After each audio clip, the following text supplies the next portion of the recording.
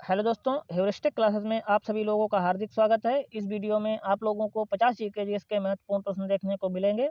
अगर वीडियो अच्छी लगे लाइक करें एंड चैनल को सब्सक्राइब करें। सबसे ज़रूरी बात, वीडियो को एंड तक जरूर देखें। तो चलिए प्रश्न प्रारंभ करते हैं। क्वेश्चन नंबर 1, विश्व की दूसरी सबसे लंबी पर्वतमाला है। विश्व की दूसरी सबसे लंबी पर्वतमाला है। करेक्ट आंसर हो जाएगा ऑप्शन नंबर 1, रॉकी पर्वत। याद रखिएगा आप लोग, रॉकी पर्वत विश्व की दूसरी सबसे लंबी पर्वतमाला है। अगले क्वेश्चन पे चलते हैं। क्वेश्चन नंबर 2, निम्नलिखित में से किसमें सुनामी उत्पन्न हो सकती है। निम्नलिखित में से किससे सुनामी उत्पन्न हो सकती है। करेक्ट आंसर हो जाएगा ऑप्शन नंबर 4, भूकंप। याद रखिएगा आप लोग, भूकंप से सुनामी उत्पन्न हो सकती है। अगले क्वेश्चन पे चलते हैं।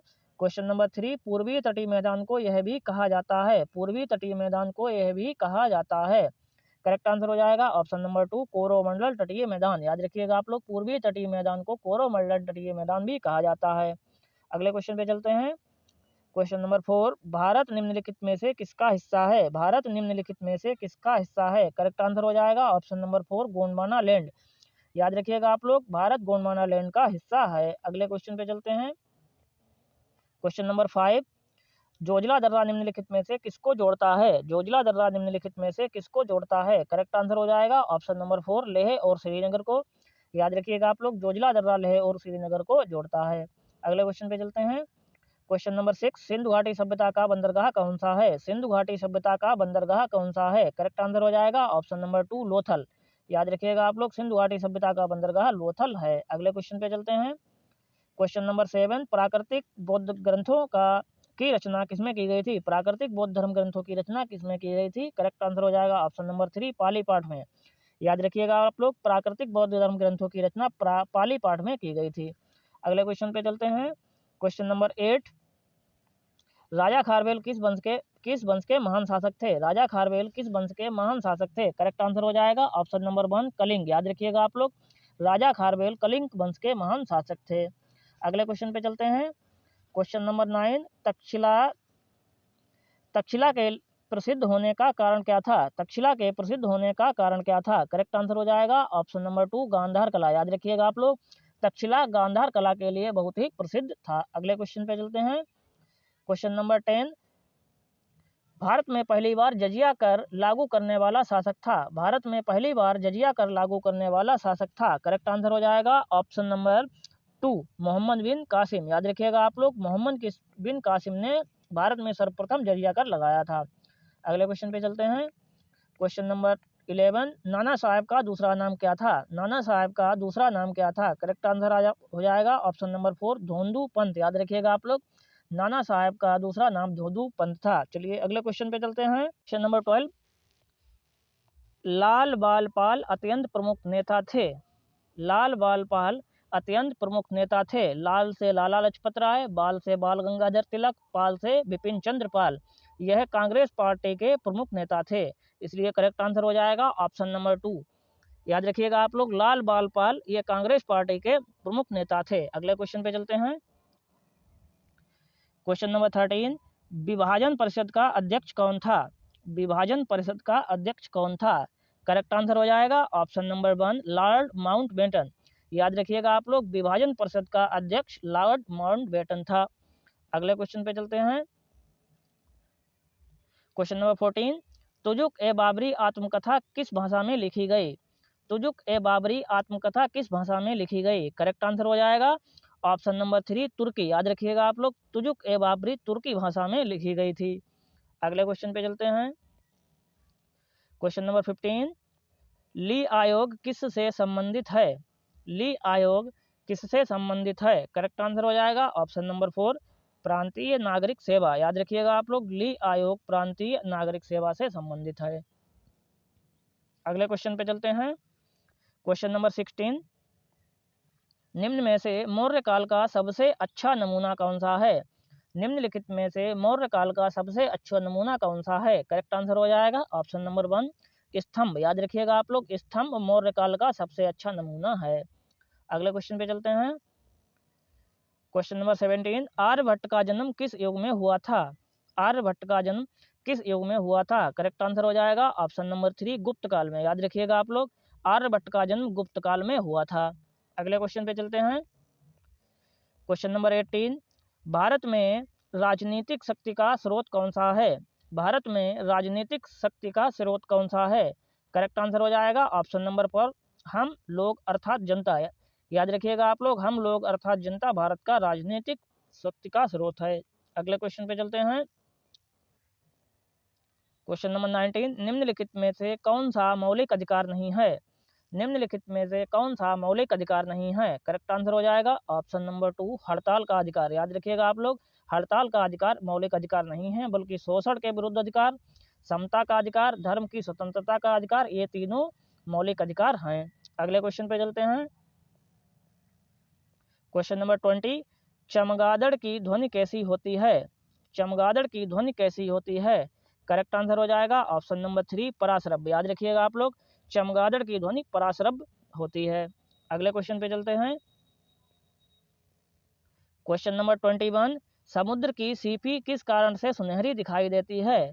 समुद्र की सीपी किस कारण से सुनहरी दिखाई देती है? करेक्ट आंसर हो जाएगा ऑप्शन नंबर 1 विवर्तन के कारण। याद रखिएगा आप लोग, समुद्र की सीपी विवर्तन के कारण सुनहरी दिखाई देती है। अगले क्वेश्चन पे चलते हैं।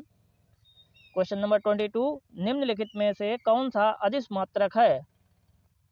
निम्नलिखित में से कौन सा अदिश मात्रक है? करेक्ट आंसर हो जाएगा ऑप्शन नंबर 2 ऊर्जा। याद रखिएगा आप लोग, ऊर्जा एक अदिश मात्रक है।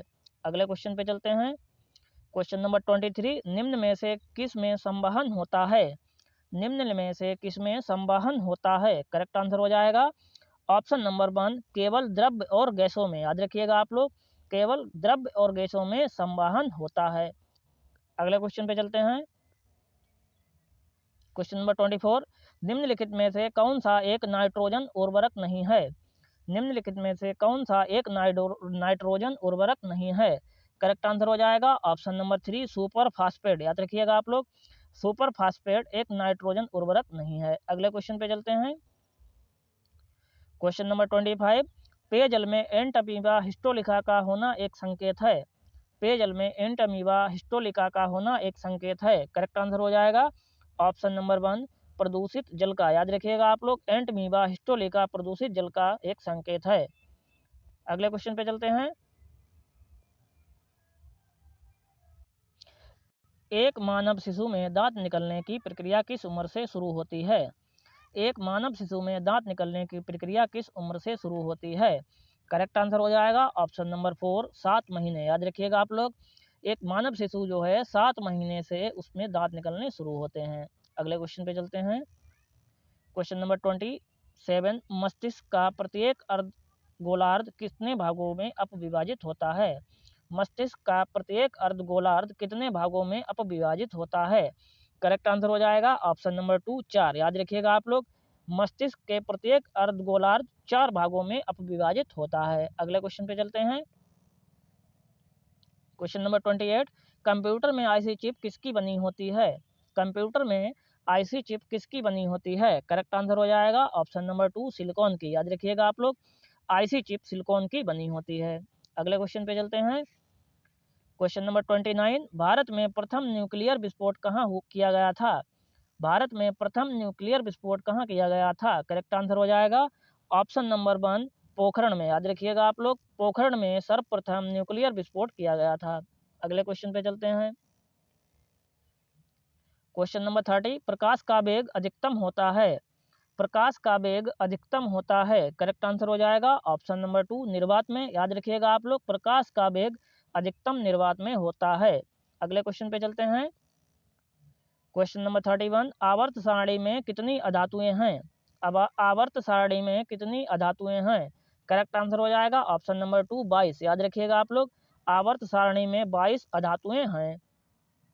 अगले क्वेश्चन पे चलते हैं। क्वेश्चन नंबर 32, कौन सा अंग पित्त रस का श्रावण करता है? कौन सा अंग पित्त रस का श्रावण करता है? करेक्ट आंसर हो जाएगा ऑप्शन नंबर 3 यकृत। याद रखिएगा आप लोग, यकृत पित्त रस का श्रावण करता है। अगले क्वेश्चन पे चलते हैं। क्वेश्चन नंबर 33, लोहे का क्यूरी तापमान कितना होता है? लोहे का क्यूरी तापमान कितना होता है? करेक्ट आंसर हो जाएगा option number 2 770 degree Celsius.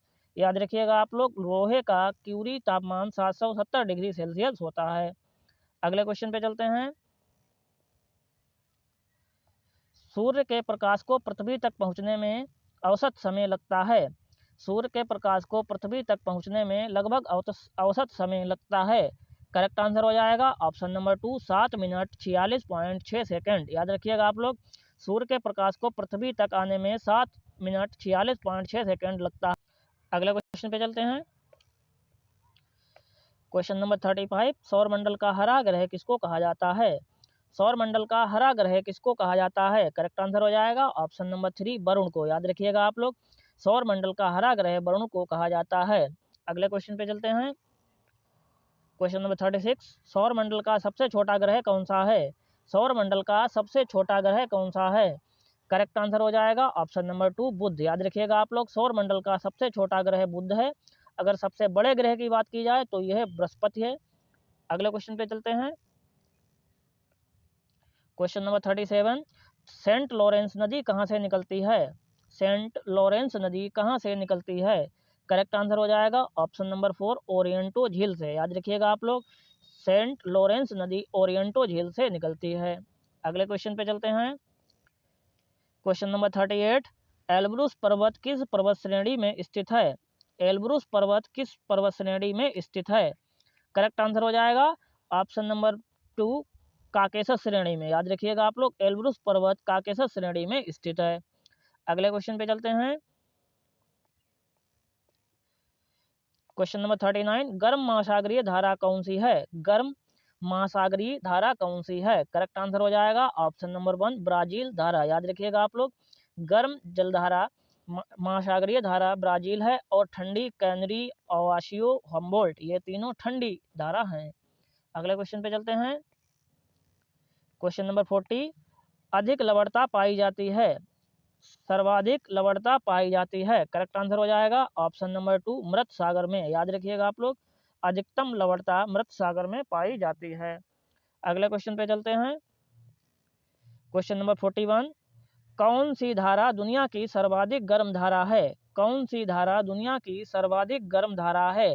Correct answer हो जाएगा ऑप्शन नंबर 1, गल्फ स्ट्रीम धारा। यह दुनिया की सर्वाधिक गर्म धारा है, लेकिन ब्राजील धारा भी गर्म धारा है, लेकिन इतनी गर्म नहीं है। अगले क्वेश्चन पे चलते हैं। क्वेश्चन नंबर 42, मनुष्य की खोपड़ी में हड्डियों की संख्या कितनी होती है? मनुष्य की खोपड़ी में हड्डियों की संख्या कितनी होती है? करेक्ट आंसर हो जाएगा ऑप्शन नंबर 3, 29। याद रखिएगा आप लोग, मनुष्य की खोपड़ी में 29 हड्डियों की संख्या होती है। अगले क्वेश्चन पे चलते हैं। क्वेश्चन नंबर 43, हृदय के निचली शंकुरूपी भाग को क्या कहते हैं? हृदय के निचले शंकुरूपी भाग को क्या कहते हैं? करेक्ट आंसर हो जाएगा ऑप्शन नंबर 2, निले। याद रखिएगा आप लोग, हृदय के निचले शंकुरूपी भाग को निले कहते हैं, और हृदय के ऊपरी भाग जो कि चौड़ा होता है उसको हम आलिंद कहते हैं। अगले क्वेश्चन पे चलते हैं। क्वेश्चन नंबर 44, वायु पुराण के अनुसार बिंदुसार का नाम क्या है? वायु पुराण के अनुसार बिंदुसार का नाम क्या है? करेक्ट आंसर हो जाएगा ऑप्शन नंबर 2, भद्रसार। याद रखिएगा आप लोग, वायु पुराण के अनुसार बिंदुसार का नाम भद्रसार है। अगर जैन ग्रंथों की बात की जाए तो जैन ग्रंथों में बिंदुसार का नाम सिंघसेन मिलता है, और यूनानी लेखकों ने बिंदुसार का नाम अमित्र चेतस दिया है। अगले क्वेश्चन पे चलते हैं। क्वेश्चन नंबर 45, चौसा का युद्ध निम्न में से किनके बीच हुआ था? चौसा का युद्ध निम्न में से किसके बीच हुआ था? करेक्ट आंसर हो जाएगा ऑप्शन नंबर 3, हुमायूं और शेर खां के बीच। यह 1539 ईस्वी में हुआ था। और अगर बाबर और इब्राहिम के युद्ध की बात की जाए तो यह पानीपत का प्रथम युद्ध है, और यह 1526 में हुआ था। और अगर हम राणा सांगा और बाबर की बात की जाए तो यह खानवा का युद्ध है, जो कि 1527 में हुआ था। अगर अफगान और बाबर के युद्ध की बात की जाए तो यह इन्होंने घाघरा का युद्ध लड़ा था, जो कि 1529 ईस्वी में लड़ा गया था। अगले क्वेश्चन पे चलते हैं। प्रथम गोलमेज सम्मेलन कब हुआ था? प्रथम गोलमेज सम्मेलन कब हुआ था? करेक्ट आंसर हो जाएगा ऑप्शन नंबर 3, वो ऑप्शन नंबर 1, 1930 में। इस समय भारत के वायसराय लॉर्ड इरविन थे।